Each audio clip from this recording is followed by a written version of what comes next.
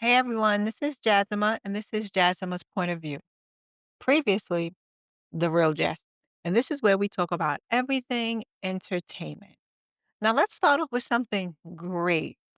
Rihanna and ASAP Rocky just welcomed their third child, and it's a girl. Now, I know finally Rihanna is excited to be a girl mom because I know that's something that she was really looking forward to.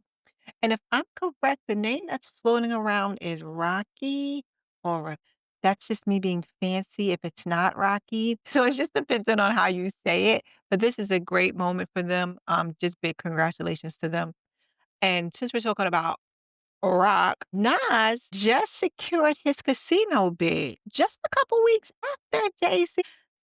I was denied. So usually, Jay-Z is the popular one in the room. He's the big baller. He's the big player in the room. And this time it seems like Nas came out on top. And I'm honestly very happy for him because, sometimes you can't win them all. Can you? No. Sometimes you need to leave space for someone else. Also, I think, if I'm correct, Doja Cat came out with an album and Young Thug. I have not listened to either one, but I will be listening.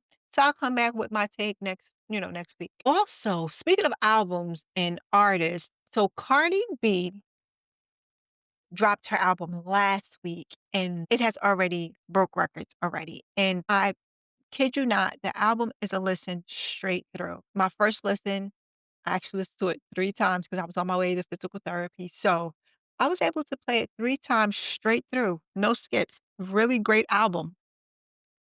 Funny thing about that though, during the week while everyone is hyping up, Cardi B, Nicki posted, if I'm correct, she posted the date March 25th or March 26th, 2026 with the CD emoji next to it.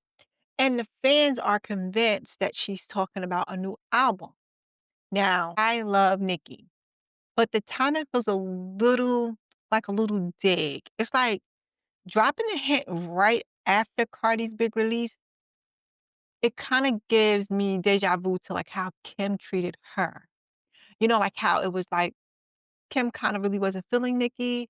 She felt like Nicki owed her a little something, and it's very weird that Nicki's doing the same thing back, so it's very interesting to see history repeat itself, but the opposite way around.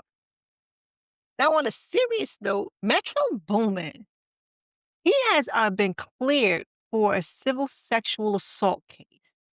A woman involved met him back in 2016, and she said that they bonded over depression. And then she later woke up with him on top of her, assaulting her. This all happened, she's saying, allegedly after she took an edible, I think, or had something to drink. Now, I don't take these allegations lightly, but I do see it as a win for him because when things happen, something happened back in 2016, and when it resurfaces in 2024, it does make you pause and think about the timing. Like, you know. Then again, this is a judgment-free zone. I'm just outside looking in. I don't wanna seem like, I'm victim blaming or anything or, we don't trust women around here because, we trust the women around here. But it is a win for him.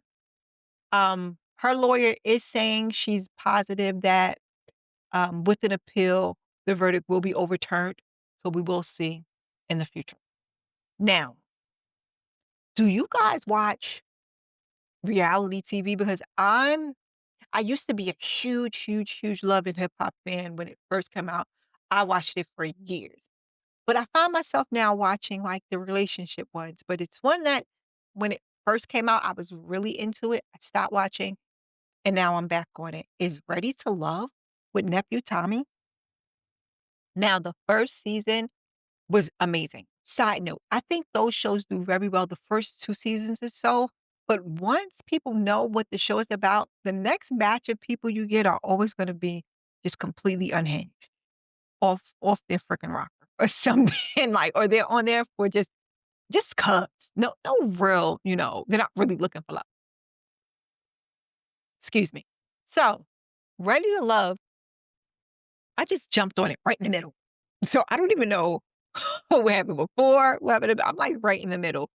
And I see that it is very catty, very petty. Like, I see the guys to me, seems like the guys understand what's happening. They know that they're there pretty much competing with other guys for some of the girls. They seem to get that. I didn't notice any bickering, but like I said, I'm coming in the middle. But the women, oh, the women, they're looking at the other women funny. They're mad. They're rolling their eyes. Then it's just like, wait a minute. You guys are here looking for love. So why are we getting these signals mixed up? Like, what's happening that you don't know that that's what you're there for? And that scares me. I don't think I could ever do that because I do know that when I like somebody, I like someone. So to know that I have to potentially, in my face, battle for this man's attention, no, absolutely not. I don't think I'm ready for that. I don't know. You guys tell me. What do you think? Do you think you can be on a show like that? 'Cause I'm not too sure. And, you know, n not for nothing, how fast can you meet someone and fall in love with them in that kind of setting? Because I kind of feel like when you do that, you might rush. Most of these shows, the people only last as long as the show lasts. You get a handful that actually make it, that have children. Um What is it? Love at First Sight, Marriage at First Sight, you know, the ones when they're in the pods, like those, they actually you get a handful that's in love and one. Sorry about that.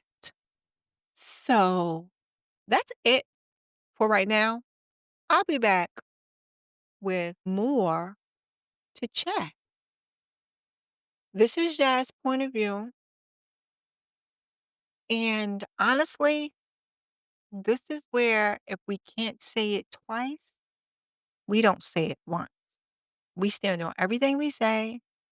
We respect everyone's opinion, and we're not scared to speak our truth.